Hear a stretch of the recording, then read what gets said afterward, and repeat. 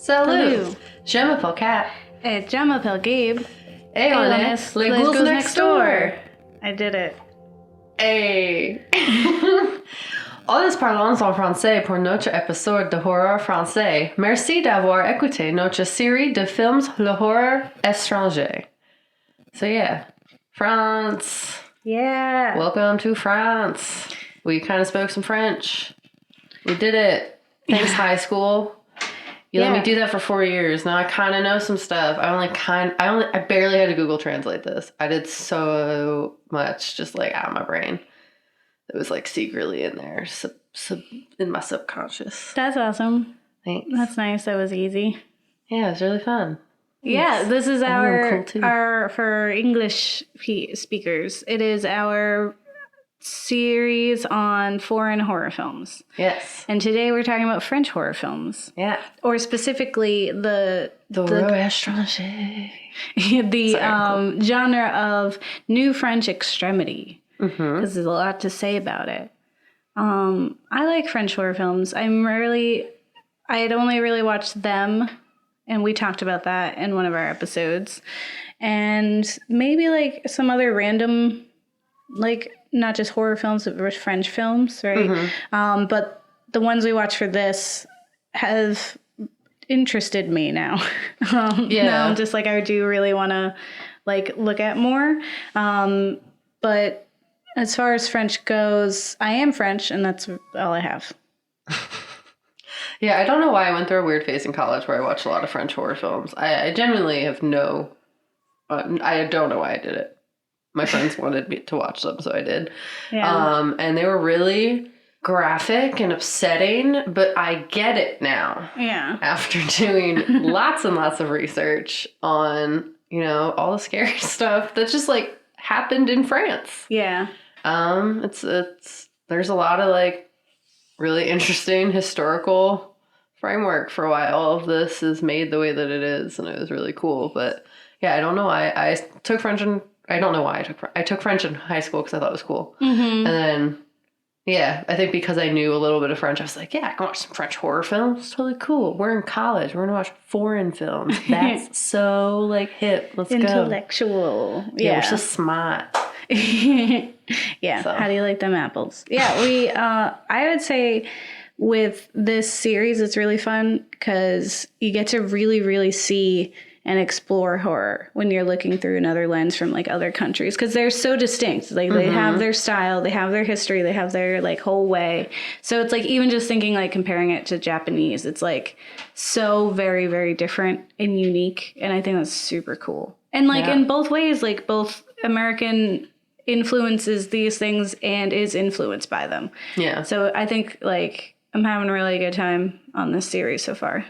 I agree. And what's also just super cool is like so much history exists in the places that we're exploring that's like not to hate on America, but we have this like one of the shorter histories in terms of like written and like political otherwise. And it's just really interesting for like these countries with like such a wealth of long lasting cultural history, like languages, all stuff. It's just really cool.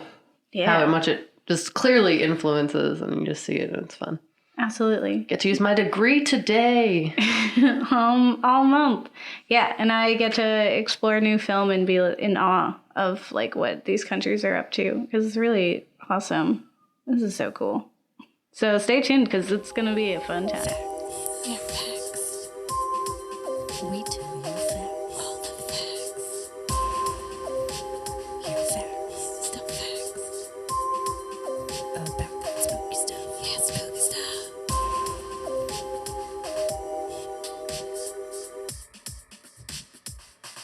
All right, y'all, let's get historical. Yeah. We're going to talk about some history. Talk about that history stuff. Yeah, it's totally that.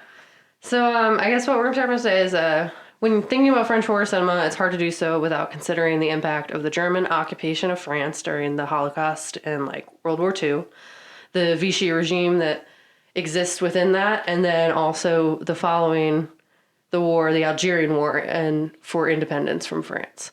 So it gets real messed up. Let me tell you. Yeah. So let's start with World War II. For context, the Vichy regime and the German occupation took place during the 1940s to 1944. The Vichy regime led to Marshal Philippe Pétain in rule, which he coined the French state following an armistice between Nazi Germany and France. Again, this is where it gets real messed up. So Pétain and Vichy regime willfully collaborated with the German occupation to a high degree. The French police and the state militia organized raids to capture Jews and others considered undesirables by the Germans in both the northern and southern zones of France. One zone of France was considered a free zone, so that's where it's like extra messed up because like that part technically wasn't even under German control, and they still just like sent off and murdered a lot of people. So this started to divide a lot of France, as you would expect it to, because it's like being impacted by war and then also like these atrocities that they're witnessing in front of them. So essentially, Pétain himself, after he was taken out of power, was sentenced to death for treason, but his sentence was commuted to life imprisonment after. We see the theme of undesirables and torture emerge heavy in French horror cinema further as it develops, and we'll see that a lot in the current French films that, we watch that are, I guess, like 30, 40 years ahead of their time. Yeah. Yeah. Wow. But following that, it doesn't get better. Following the war, we begin to see a shift in French national identity following the liberation that combines guilt and redemption. Historian Henry Rousseau identifies this period between 1954 and 1971 as a period of resistentialism, where France collectively suffers through the idea of the Vichy syndrome, characterized as a diverse set of symptoms whereby the trauma of the occupation, and particularly the trauma resulting from internal divisions within France, which I argue takes hold fully during the Algerian War, reveal itself in political, social, and cultural life. So this ideology of, I hate this word, resistentialism. Resistentialism. Yes, started a process that sought to minimize the importance of the Vichy regime, so kind of just pretending it didn't happen. And there's like a weird long period of pretending it was not as bad as it was, not accepting that they actively participated in this. You'll see this in Germany too. But like kind of this doubt within what's good and what's bad, and if they are bad themselves. Yeah. So after the war, we see a lot of censorship start to emerge because obviously national morale is low.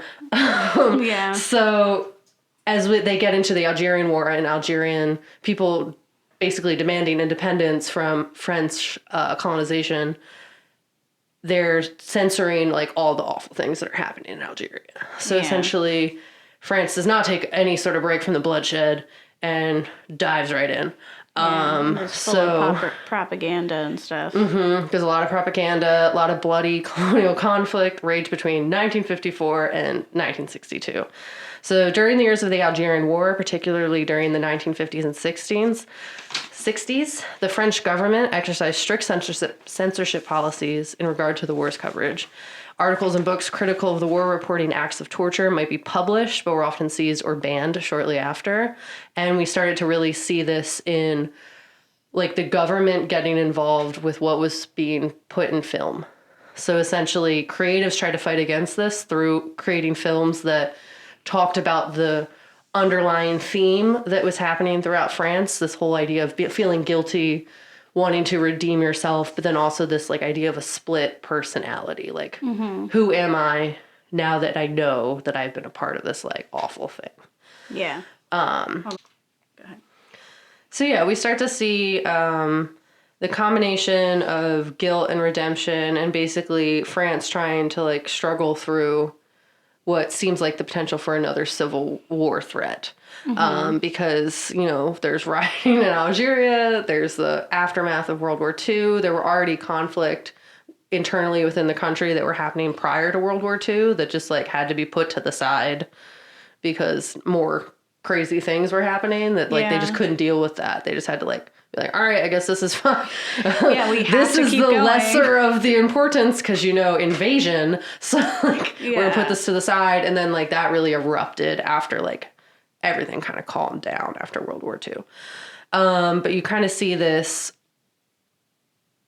obsession with like the fact that there was so much torture that happened during the Algerian War, as well as just like military medical experiments and like the atrocities of the Holocaust. There becomes this like fascination with like the body, it being like ripped open, torn apart, torture, that kind of stuff, and like how it affects the psyche. Yikes on bikes. So as we start to like get past that, the films we start to see emerging in post-war France, highlighted in the fight against this censorship and the conflict of French identity during the time, really shows this desire for redemption, but also like this really big conflict with guilt.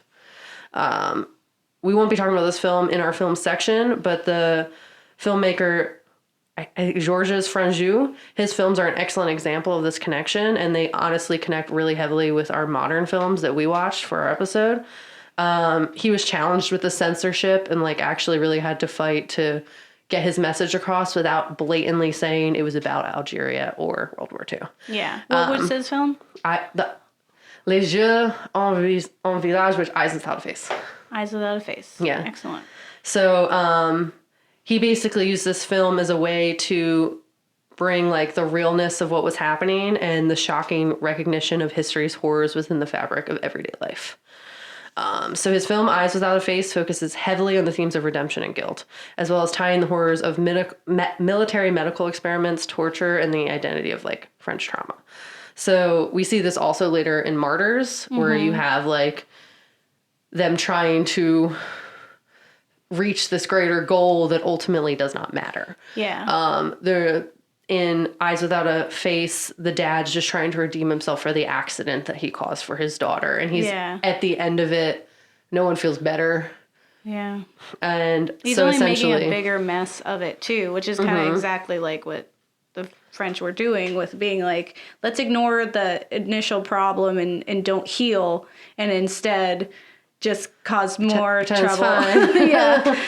Yeah. So we honestly, like in the film, the daughter, Christine, when she sees her reflection in the mirror, to recognize both herself and the dead she is responsible for in the creation of her disfigured face, echoes the words of Jean-Paul Sartre that writes in 1958, which is before the movie, so you could argue that they influence each other. During the war, we watched the German soldiers walking inoffensively down the street. We would say to ourselves, they look like us. How can they act as they do? And we were proud of ourselves for not understanding. But now we raise our heads and look in the mirror, we see an unfamiliar and hideous reflection of ourselves. So the conflict of the split identity, the realities of like, for them to still be here, of all the things that have been like done by their national identity, like their country has done this thing, and they have to figure out what that means for who they are, and that they didn't stop it. Yeah. Or even just thought that they weren't involved with it, but like a lot of people were. Yeah. There was like this whole purge that happened after, which is a whole other can of worms. It's just like real crazy, definitely in the verge of like McCarthyism, where they're taking intellectuals and stuff.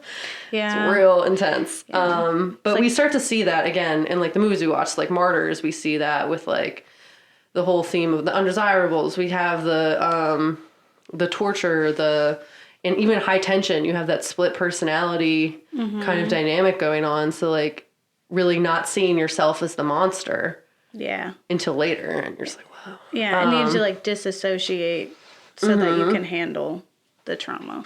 Yeah, and even I'd argue in Raw, we see it a little bit in that like you're doing what I guess the general population would consider horrible things, but you're still having to live a normal life. Yeah. And how can you? Considering like what the reality is of who you are. So what we see throughout French cinema are references to post-traumatic culture, the wound culture structured around public fascination with torn and open bodies and torn and open persons, indicating an overlap between personal identity and natural identity. So essentially it's just saying historical trauma is real. It affects who you are as a person, as a citizen of said place, and is especially shown in French media and cinema. And we'll be talking a lot about that today. Yeah, so that's our whole thing. That's my spiel. A lot of messed up stuff happened in France, guys. It was bad. Yeah. And they're really trying to process it. Yeah. is what I got from all of this. Yeah, and then what better way to do it than through horror, which, you know, we've said before is an outlet for, like, being able to get away with, like, away from censorship, right? It's like we are under the radar and we can say more usually because they're not being as watched, right? Yeah. Yeah.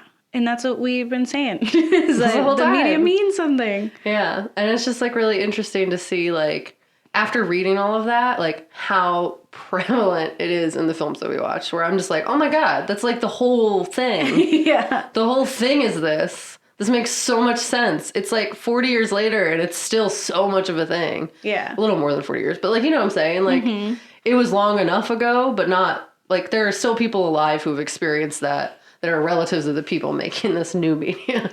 Yeah. Who are like, this is still very much a part of who we are. Yeah. So, That's cool. awesome. Thanks. Yeah, education. Did did you guys so much enjoy smarts, that guys. trip down memory lane, which was the horror lane of memories? Yeah. Well, so as we do, as we connect, you know, the cultural ramifications or the cultural background with its influence to the media that we're watching, right? Like, because everything is made for a reason. It's not just like, this is for fun. Like, even things that are just for fun are fun for a reason, right? Unless you hide people in your basement and you're torturing them to figure out if stuff exists. Yeah, then it doesn't matter. It doesn't matter, but you still made a film about it, so then it matters a little bit. Yeah. I'm making jokes you don't understand. It's totally fine. Yeah, Go ahead, Gabe. we'll get there. Yeah, but like these horrors, like that Kat was explaining, right, that are reflecting in this society are directly influencing the media, right? It's their way of coping with this. It's their way of like getting the information out, and also like looking at themselves, like putting that mirror up and being able to look at it and be like, this is what we are. This is what we did. This is what we survived as well, right? We all have scars. Yeah. And how are we going to do that, right? So the trauma of this history is a reflection of a lot of French film in general, but specifically in what we're going to be diving into today would be the genre that is dubbed New French Extremity, which serves kind of as a mirror for a culture that is both tormented by outside forces and their own identities, like you were saying, right? It's like there are physical, actual enemies out here, but there's also like internal enemies within ourselves that we're like fighting. And a film can be categorized in this movement if it deals with body horror, sexual decadence, and or sexual like violence, sex is violence, psychosis, severe violence, or human suffering, which is like a classic horror like trope, is just to feature these traumatizing things. And while these qualifiers are very sweeping and sometimes hard to pin down, the movement itself lies on the crossroads of like art house, body horror, and the exploitation film. So it's like this weird kind of mashup. Like a lot of it, when I was doing research for this, Giallo, I hope I'm saying that correctly, that's the Italian horror film, or like Italian art house horror film, which we will be exploring for this series, was mentioned a lot. But that's heavily art house. And then you also have something which I would say like American cinema is very exploitative. And it's just like, look at this awful stuff. Like, we can do it. Like, who cares about the system, right? Whereas like this is this almost like respectful attention to gore and to body horror and to trauma, but still doing that. So it's like, it's artistic, but it's also traumatizing on screen, which is such a weird thing to experience when you're like feeling uncomfortable because of like the graphic nature, but you're also sitting there thinking like, wait, I also feel things. Like, I'm not just like grossed out. I think it like takes a step away from that torture porn thing, and that like you're not enjoying yourself, but at the same time you feel like positive about the experience of watching what you're watching. Yeah, you feel like it means something. Yeah, it was on purpose. You're not just like, oh, I was just being gross for a minute, right? Yeah. Yeah, like, so James Quant was a critic for the art magazine Art Forum, and he's the one who coined the term New French Extremity. And he did this after watching the film 29 Palms and was like, he was incredibly angered by like the very cavalier way that the film handled like gore and violence. Like he thought it was very excessive, and it was like this shocking use of extreme violence and like situations, and like the sex was a weapon, like bodies were like abused in ways that he didn't feel like mattered. Like there was no reason to do that kind of thing. And that he honestly just felt like it was gratuitous. However, unlike America's genre of similar films, like the torture porn like genre, which were made popular by films like Saw and Cabin Fever and Hostel, which we talked about in our torture porn episode. Well, Kat wasn't there, but in the torture porn episode, it was very much just like, this is just 'cause we can, right? And it's just like, this is kind of fun to make people squirm. With New French Extremity, it features film that use gore purposefully and with respect, like I said. So whereas Quant felt that this is a quote of him from this article that he wrote. He says, "Cinema suddenly determined to break every taboo, to wade in rivers of viscera and spumes of sperm, to fill each frame with fresh, nubile or gnarled, and subject it to all manner of penetration, mutilation, and defilement." Which is what I would say is exactly what torture porn is. Like, and what some films that we've encountered are that. And like, that is a type of film. But I would argue that a lot of the films that are qualified as being under the term New French Extremity are not just that. Yeah, I feel like it's maybe they're put there and they shouldn't be necessarily put there. Or I think what was really interesting about this term is that when he dubbed it, when he created it, it was like a diss. It was like how torture porn was a diss. Like people were like, that's torture porn, it's gross, right? But then there's like this revolution of like people taking back the term, right? So it became a thing where it was like, yeah, it is New French Extremity, it is extreme, but it's our New French Extremity. Like it's actually not what you said. It's this. Like, in the same thing with torture porn, where, like, Eli Roth and all of the, like, James Wan have been like, yeah, it is torture porn. And honestly, that's kind of cool for us. Like, you know? So, with the films that we're going to explore in our film section, you'll find that the torture porn aspect isn't really the case. The New French Extremity films are more like the intellectual sibling to America's torture porn, where these are not violent films, but rather films about violence and its larger impact on the world around it. These films are unabashedly French, and they harbor the pain, trauma, and the survival that only France can truly encapsulate. Yeah. You know, like, we can view it, and there's still, like, a disconnect. Like, we will never understand. The same thing with, like, the Japanese films was, like, I can watch those films a million times, but I will never honestly get the real impact of them because I do not have that cultural background. I do not know. I didn't grow up hearing those stories and believing in those things and having that same spiritual, like, guide, like, and feeling. And the same thing with France films. Like, with New French Extremity, it's like, I'll never 100% be able to come at it like because we haven't experienced it. Like we live a very luckily sheltered existence here in America and have not witnessed war on our soil, and it definitely impacted our ability to process this kind of media correctly. And like, so director Alexander Aja, he was the one who directed High Tension, which we will touch upon in our film section. He embraced the genre and is like one of the first that was like, yeah, we are that. And what he had to say about the genre was, the problem with the French is that they don't trust their language when it comes to horror. American horror movies do well, but in their own language. The French aren't interested.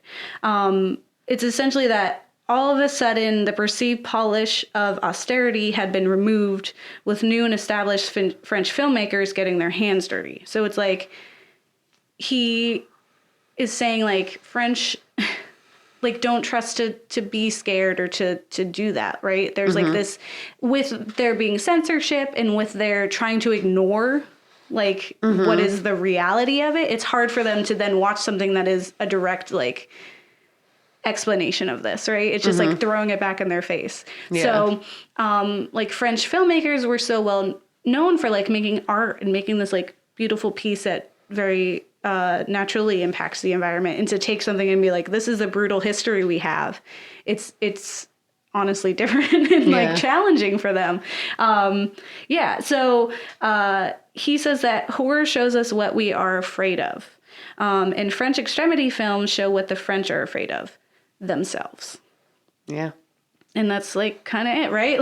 Like yeah, snaps from that guy, right? With Japan, it's like the spirits like that are lingering here and are unresolved because there is no resolution. That's not the point, right?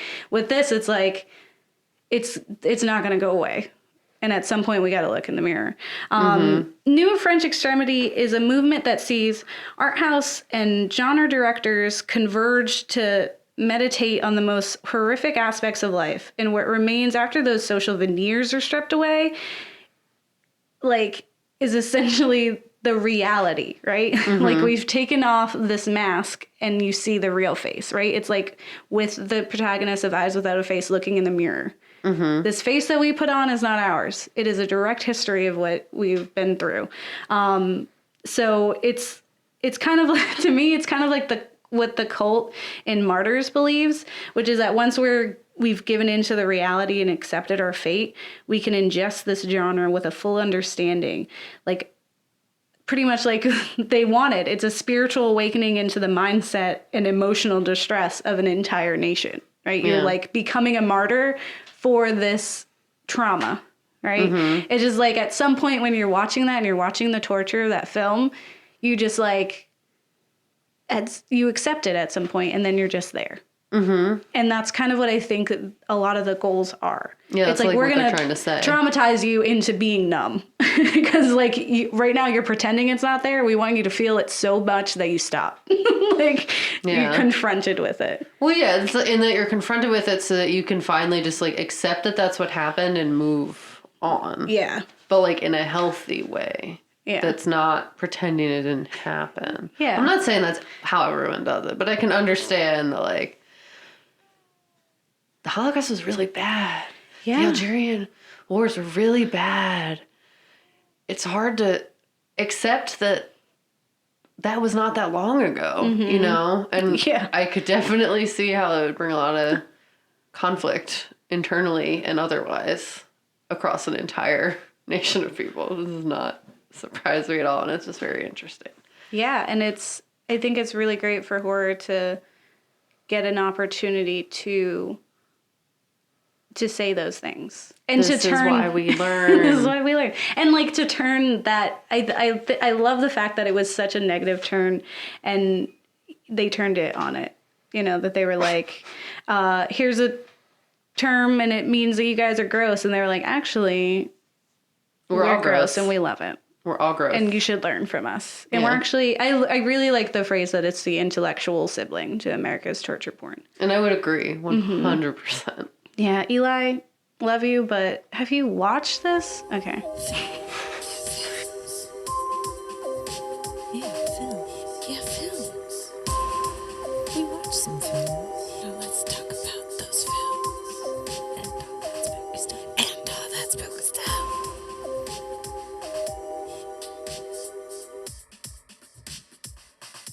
So we watched stuff. We did. We always do that. Look at us be. Yeah. And this stuff, it was French stuff. Because, well, we already told you why. I felt like it would be kind of cool to start with something that's modern. Although New French Extremity is incredibly modern, with Martyrs being from 2008. So there's not like... The farthest back we go is 2003 in this episode. We mentioned the one from the 60s. Yeah. And there's one from 48 that was also by the same guy. But those weren't New French Extremity. Yeah, they were just like the precursor. Yeah. They influenced these. Yeah. So it's like New French Extremity is honestly new, right? And it's it's pretty interesting, right? So the most recent one that I can think of was from 2016.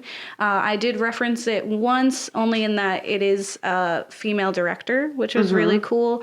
And it has been renowned as like a really impactful film. And it was like, I think because American audiences were like, whoa, what is this? I'm so uncomfortable. I'm going to leave the theater to throw up. Whereas like French audiences are like, I've seen High Tension. This is nothing. You know? So what we watched was Raw. Yes. From 2016. So what is Raw about? So stringent vegetarian Justine encounters a decadent, merciless, and dangerously seductive world during her first week at veterinary school. Desperate to fit in, she strays from her principles and eats raw meat for the first time. First off, gross. The young woman soon experiences terrible and unexpected consequences as her true self begins to emerge. That's what happens when you eat meat, cat. Okay. Well, what it says is a well-earned 91% on Rotten Tomatoes. 100%. Yeah. And it's directed by Julia DeCarno. I hope I'm saying your name right, Julia. You did a really great job. Yeah, it was a fantastic movie. Yeah. All of these movies, I mean, we'll talk about High Tension, but did it just like 90% of it excellent across the board. Yeah. Yeah. And so what's great about this is that it is continuing to carry the torch that is New French Extremity, right? It's keeping it alive. Another thing about this film is that there is a lot of violence not violence.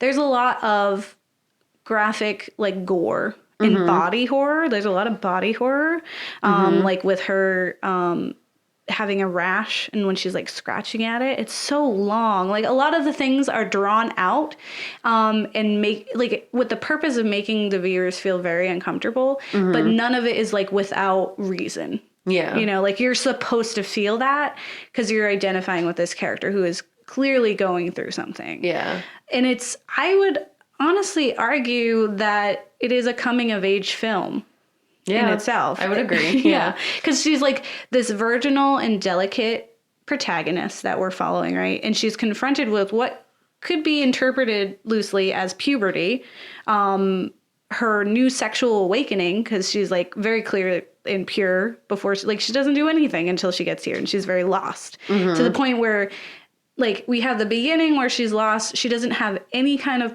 provocative clothing, like, and that's made a point because they're like hazing them. And there's like one where it was like, you're supposed to be wearing party clothes.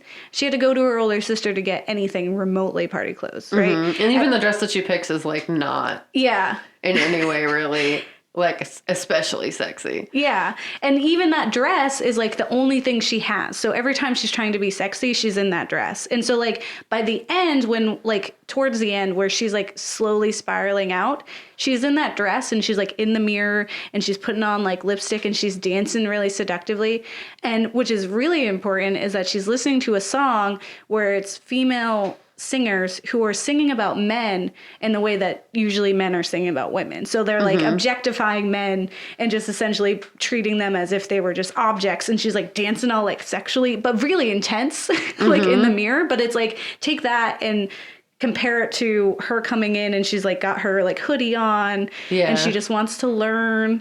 And like her older sister is just like the biggest jerk. And it's just like, what are you going to do to being that like fierce, kind of like, yeah, like, I'm going to figure myself out. Scary. Yeah. Yeah. Sexy but lady. Yeah. And I would even say there's a bit of like experimentation with drugs that are referenced. Like she's not doing drugs, but a lot of the things that she does and the way that she behaves would kind of make you like believe that like she would be doing drugs, right? Like her rash that she gets, which is really upsetting, could symbolize like acne, right? And she's like, oh, it's so bad. She's like scratching it first and like scratching it, like digging in there for so long to the point where you're just like, I want to die. The blood that we see a lot is reminiscent of menstrual times. And then she is very clearly going through withdrawals quite a bit throughout this film because she's trying like not to do things. Yeah, she's like shivering and like, she's all like twitchy and like is being tortured by other people. But it's also like, I think, a representation of her own torture inside. Yeah, no, definitely. And it's just nice that all the violence is definitely plot driven instead of just like there just cuz. Yeah. Yeah. Yeah, it definitely is a graphic, it is very graphic, which is what all these films we're going to talk about are. They definitely had people who left the theater, and it was reported as being really gross. I can handle pretty much all gore. I did feel really uncomfortable. There's a scene where she is eating, spoiler alerts, eating her sister's finger that has come off. Yeah, I literally covered my face with my shirt. Like, I was definitely freaking peeking out. through my fingers. But yeah, it's so funny you mentioned that. At Gutenberg, or Gothenburg Film Festival, several attendants in the audience fainted and vomited. Ugh. Over 30 people left the cinema prematurely, and they had to take a break in the middle of the movie due to all the turmoil. That's just crazy. Yeah. And it's like, well, one, as I'm a vegetarian. So for me, I was like, this sucks.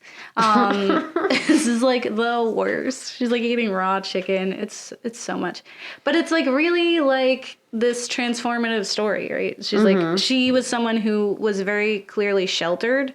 And honestly, it's like a really good representation of like your first year at college. Like you're trying to be cool, you're trying to fit in, you're dealing with all of this stress, which is then causing all kinds of trauma to your body.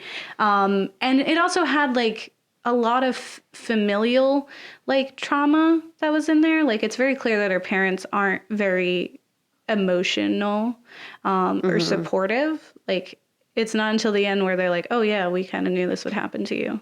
And it's like, are you kidding me? Like it's really no support. The end is where I'm like honestly most thinking that this actually ties very much into like all the history stuff that we said. Because essentially at the end, spoilers, if you want us to ruin it, go away now. Go away. Then come back in like 5 minutes.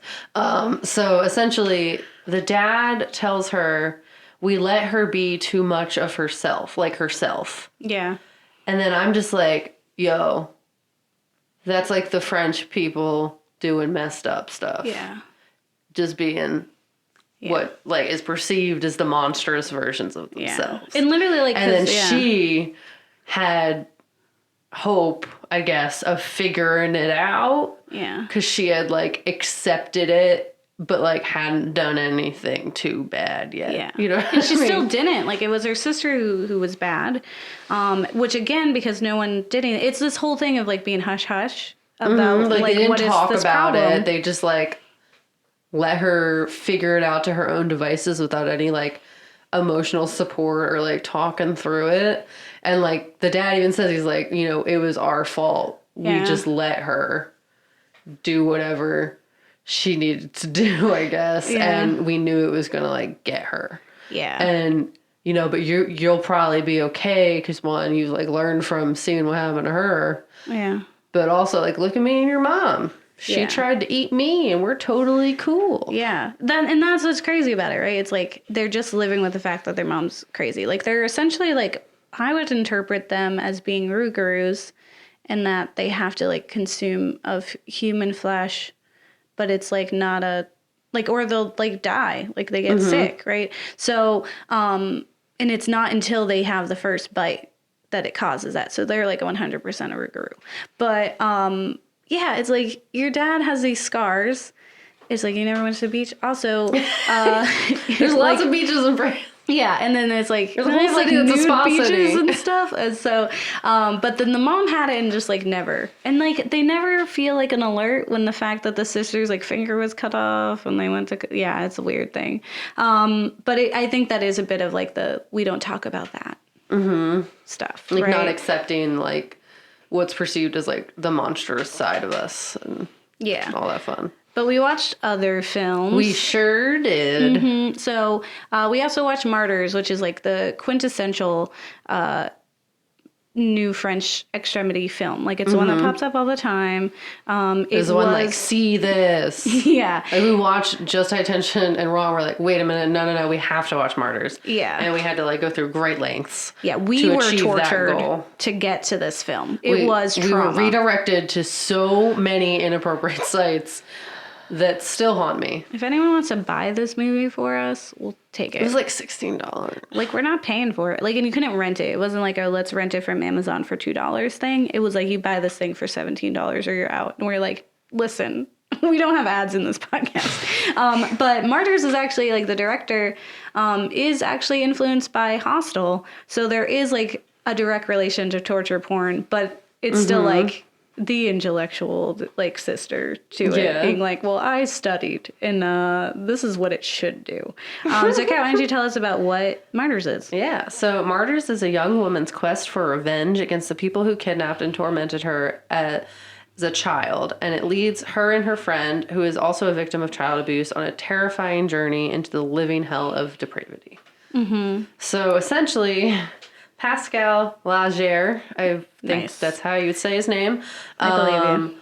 really just dives right in to, honestly, reminiscent of what Eyes Without a Face was trying to do too, in terms of, like, the historical context. Yeah. There's so much Holocaust imagery and, like, situations. You have a lot of emaciated bodies, like, images, pictures, the torture of, like, from government and high organizations. That, like again, the theme of, like science, military, science-based experiment that is just torture. That's, like, not seeing humans as humans and, like, really just doing awful stuff. And the loss of individuality, or this, like, split sense of self. And just, like, a lot of, like, graphic, like, shaving of the head, like, just, like, honestly creating what you would find if you were going into a concentration camp and finding people still there. 100%. It's very reminiscent of, like, the pictures and the, like, documentation of that. Yeah. And it featured a lot of, like, different people who experienced trauma differently. Like, and that was, like, a statement, right? It was like some people, like, are, like, hallucinate. Right. And then, like, some people internalize the guilt, and then it becomes nightmares that become too real. And then you end up hurting yourself. Right. Like, the main character literally just had, like, severe depression because of, like, the trauma that she endured. And it was just, like, emphasized for horror. Right. Like, yeah. she was definitely hurting herself. The theme was mostly that, like, through not accepting the horror of what happened to her, like the fear and all that she did not reach transcendence because she didn't go outside of herself. Yeah. And she had survivor's guilt, which is a big lots thing. of survivor's guilt. Guilt is such a theme. Redemption and guilt. French Extremities, it's all up in there all the time. Yeah. But yeah, there's also the connection to, like, torture of undesirables that you see, like, in the Holocaust, of people being taken because they fit a certain category. So specifically, the main characters are both lesbians. That was one of the categories that Hitler decided was, like, we murder them now, as well as, like, just not white. Yeah. So the one actress was Eurasian and Moroccan. So the fact that they're clearly just, like, not of the Aryan times, and, like, the people who are tormenting them are a bunch of old white people, and they're being kidnapped and tortured for science. But yeah, not nearly as gory as the wounds would have suggested. This is because the film is not here for gore and violence. There's a message. Yeah, exactly. Why don't you tell us about the connections in that? Yeah, so interestingly, consciously or not, director Pascal Lagier has invoked Charles de Gaulle's quote from the film's title, Martyrs. So essentially, when the war ended and France was like, independence, yeah. De Gaulle, who usurped Pétain, made this famous speech. It's referencing the period of time where the trauma and post-traumatic culture really started to take place. So after liberation, he claimed Paris humiliated, Paris broken, Paris martyrized, but Paris liberated by itself, by its own people, with the help of its armies of France, with the support and aid of France as a whole, of fighting France, of the only France, of true France, of eternal France. So in there you get France martyrized. You get France. But Paris liberated. So you've been martyrized, but you were liberated from that. Yeah, like martyring. that's Like, you've risen from the ashes. You've transcended. Yeah, you are a phoenix. Yeah. And that's like the whole thing, right? And it's a very long film that takes a lot of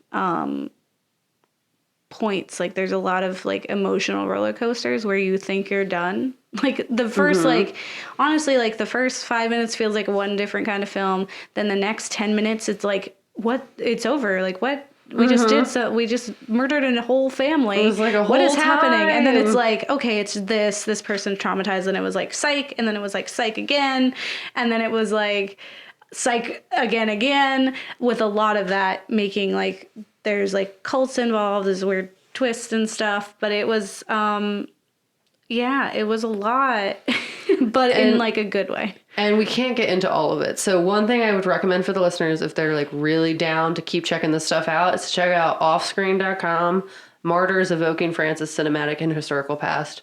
There's so much stuff that I was unable to say in this episode just because of time that talks about, one, this movie and its connection to history, but also its connection to the like emergence of like talking about this issue of like trauma and torture and all of that stuff throughout French's history. So check it out if you have time, or the book that I read, which I'll tell you at the end. But that's all I got for Martyrs. Cool. It was a really great movie. Third one, which we'll just talk about briefly because it doesn't fully, like, it fits in that it is New French Extremity, but I would not argue that it is an intellectual sibling. The film is High Tension from 2003. This film is about best friends Marie and Alexia, who decide to spend a quiet weekend at Alexia's parents' secluded farmhouse. But on the night of their arrival, ironically, the girls' idyllic getaway turns into an endless night of horror. Yeah. It is directed by Alexander Aja, which had that cool quote about kind of like taking back the term, essentially being like, no. You know, it's like, yeah, it is a lot, but it's a lot on purpose, and it's not for nothing. And French people just need to deal with it. Was apparently what he was like essentially saying. And if you look at it in the context of like this idea of having a monstrous identity that we're trying to hide or unaware of, it does that. Yeah. I mean, no one liked the ending, but that is what the ending does say. Yeah. If you're thinking about it in that context. Yeah. Was it done in a way where you're like, cool, I wanted that? Nope. No. But if we're really thinking of it in the context of, hey, France has this like problem with identity and the fact that we're burying one of us, the bad side of us, the monstrous side of us, and that's so horrible that we can't even look at it. Mm-hmm. It does that. Yeah. Undeniably. Yeah. Just wanted it to be different. That's kind of... Yeah. Because it could have stood on its own as a slasher film and it would have been really great. But I think because it's French, I feel like it's why. Yeah. I would argue that's why. I don't know. I'm not there. Yeah. But And I think there was a need to make it more, right? Because honestly, when you get before so there's a twist at the end. So spoilers. You can just skip this whole big part. spoilers. Like you big can't even spoilers. watch the movie if you know the spoiler. Because you're going to be really agitated because it doesn't add up. And I know that because it was spoiled for me, then we watched it, and I was like, this doesn't make sense. But the big spoiler is that there isn't an assailant that is murdering viciously. It is actually Marie, who, I guess because of her intense emotional feelings for her friend, is the murderer. And this whole time, it's been that, like, switcheroo. Like, psych, it's actually been me the whole time. Which has been done in horror films before and done well. With this, it really felt like a slapped-on ending.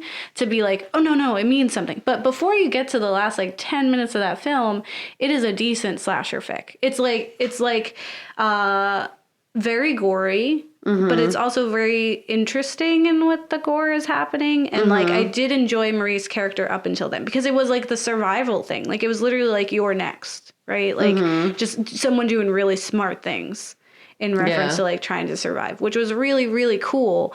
And then it's like if they were trying to make this remark about sexuality and mental health and identity, it kind of falls short because it does feel like it was slapped on at the end. Like, it should have been something that was threaded through, and it kind of missed the mark.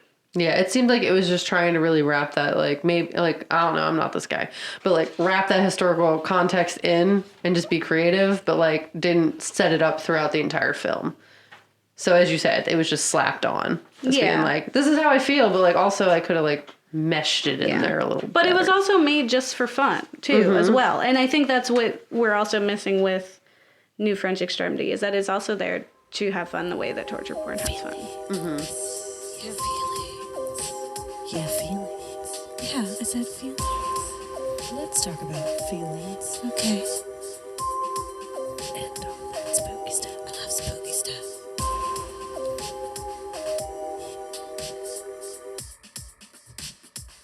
So we're going to rate how we feel. So it's if you like it, it's martyrdom.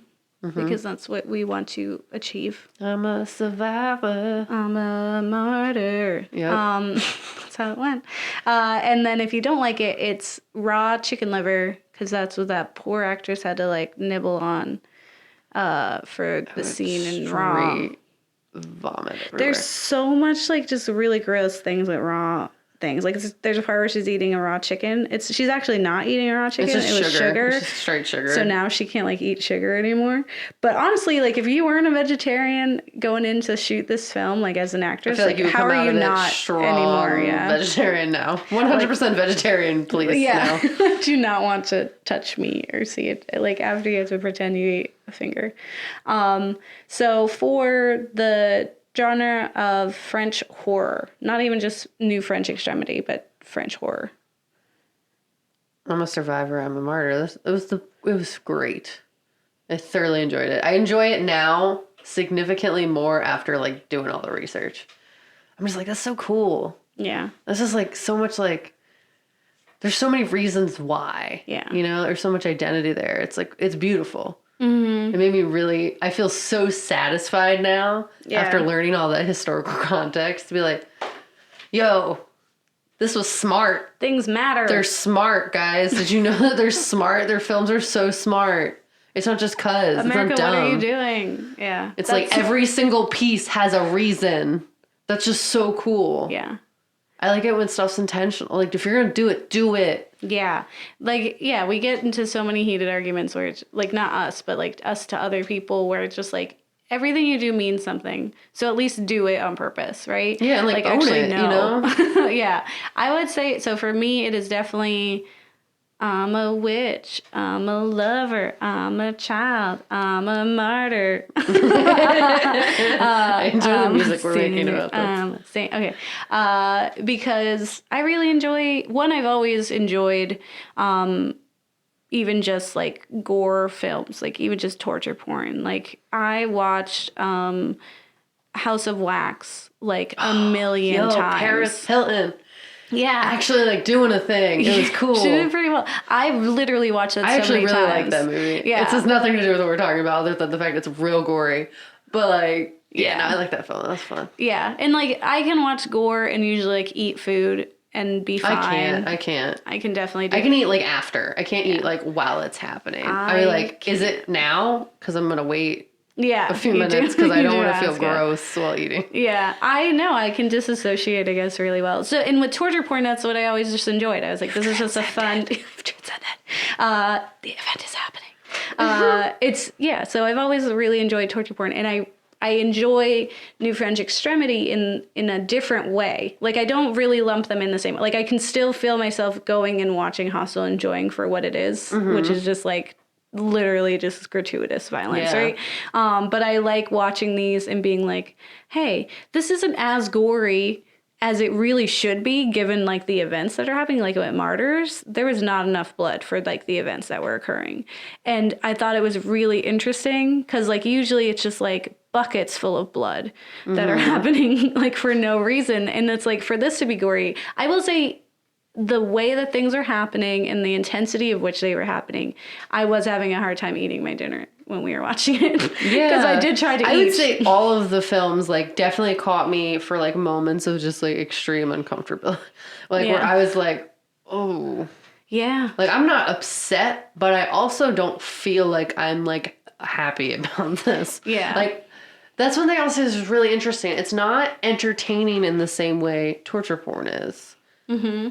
Because it just feels like, oh, geez, I shouldn't be watching this. But also, like, I'm really happy I am because I feel like it's important. Yeah. Yeah. And it's like, it just wasn't, like, enjoyable in the, like, we're making fun of it and, like, putting it out there because why not? Yeah, it's not like, as voyeuristic. It wasn't like, yeah. and are arguably disrespectful Yeah. to like what the realities Absolutely. of gore and like murder and all of that stuff is. Like, it's not something you should be entertained by. Yeah, and I think like something that Arguably. you had said when we were researching this was that when you look at the differences between American and French film, right, is that other countries and what we're going to see throughout the themes that we're going to be exploring for this month is that a lot of countries have experienced war and trauma on their soil physically. Like their homes have been on fire, their lives have been destroyed, like literally just like around them. Whereas America has been this like little oasis who just like, we go somewhere else to do that, right? And then people come back and they're traumatized and we can never truly understand them, right? So when we look at horror, we're desensitized and we have no real gauge for what the severity is of it, right? So it doesn't quite impact us and we can't really give it the respect that it deserves because we don't really know what that is, right? Yeah. Whereas like Francis is like, people can really see that and be like, yeah, that's like real. Like, this isn't just fun and games, America. This is a real thing. So, Yeah, no, it was just like, I just feel like that's just so true because like we don't have the context. Like, unless you've gone to war or like witnessed a murder or like, you know, some people have seen those things. Yeah. And I would argue that maybe they're not loving the films that are gratuitous about it. Because it's like honestly disrespectful to the fact that like something 100%. horrible has happened and we're entertained by that. Like And all of true crime. Like, what are we in ancient Greece watching all the people fight to the death? Like, no, Yeah, that's Colosseum. not what we should be doing, my friends. Like, Yeah. Well, so I liked how respectful it was. And I liked that I didn't like feel like it was for shock value. Or there just are like, some shock value though. High Tension is full of that. I know. I Like, agree, there's literally but it's still definitely very like, ooh. Like he at the time, who comically when he's wearing the hat and he's like cloaked in shadow does Looks have a just weird like Donald appearance Trump. to look like Donald Trump. It's so weird. But he, the assailant in High Tension, like murderer, like takes the dad figure and he like puts his head through like the banister of the stairs, like so it's between like two poles, and then he like pushes this really heavy bookshelf and like rolls past and it just like cuts his head off, like it smushes his head off, which is like one of the first, that's the first murder we see. That is literally the first murder. Like, first it starts with, like, when he opens the door, the guy just, like, puts something right in his head. Like, I think it was, like, a hammer or something. The pointy part. And then, like, he, like, was, like, falling over. So there's blood everywhere. The mom gets, like, viciously murdered, and there's, like, spurts of blood everywhere. The girl's presumably raped. And then, like, the boy just gets, like, shot down. All spoilers. But it's like there's a lot of gratuity happening and it was like crazy. It was like fun because I was just like, what? Like when she like makes it look like she's not in the room, like she wasn't there. And then she hides under the bed and when he pulls it up, her like feet are tucked up so he doesn't know. Yeah, that is beautiful. It was definitely like I would agree with you. High Tension doesn't do it in the same way that I would say Martyrs or Raw does. Yeah. But like as a whole of like the movies that I've seen, it seems purposeful. There is arguably one movie that I saw in college that I still don't remember the name of that haunts me to this day that has an extremely gratuitous rape scene and it's like very upsetting. Yeah. But we're not talking about that. I don't even think that falls under New French Extremities. I'm not sure. But if it does, I don't like that one. I'm not about it. No. Yeah, You we're see not a gonna guy's watch the face literally palms get or whatever. squished into nothingness and you witness like what I would say is like a 20-minute rape scene. Gross. Yeah, we're not gonna watch that or the 29 Palms that infuriated James Quant. But that's been our French horror episode. Yeah, thank you for joining us. We like it. It's the martyr time for us. Let's get historical and smarts and all this stuff with the education with us, with friends, and what's up. Yeah. Join us next week. We're going to talk about K-horror, Korean horror. So don't get married. Don't eat your kids. Okay, bye.